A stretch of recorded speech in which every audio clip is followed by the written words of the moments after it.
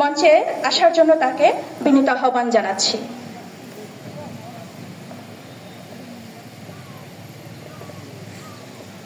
আসসালামু আলাইকুম ওয়া রাহমাতুল্লাহি ওয়া বারাকাতুহু। আউযু বিল্লাহি মিনাশ শাইতানির রাজীম। বিসমিল্লাহির রাহমানির রাহিম।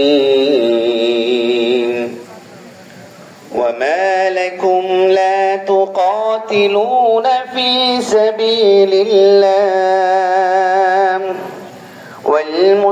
والمستضعفين من الرجال والنساء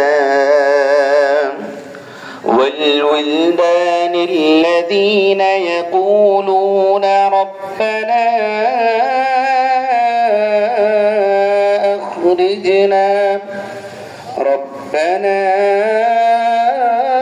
أخرجنا من هذه القرية الظالم أهلها واجعل لنا من لدنك وليا واجعل لنا من لدنك نصيرا।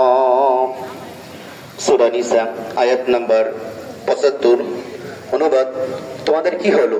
তোমরা আল্লাহর পথে এবং দুর্বল নিপীড়ন পুরুষ ও নারী শিশুদের জন্য যুদ্ধ করছো না, যারা বলে, হে আমাদের প্রতিপালক, আমাদের এই অত্যাচারী জনগোষ্ঠীর শহর থেকে উদ্ধার করো, আমাদের জন্য তোমার পক্ষ থেকে একজন অভিভাবক পাঠাও এবং আমাদের জন্য একজন সাহায্যকারী পাঠাও।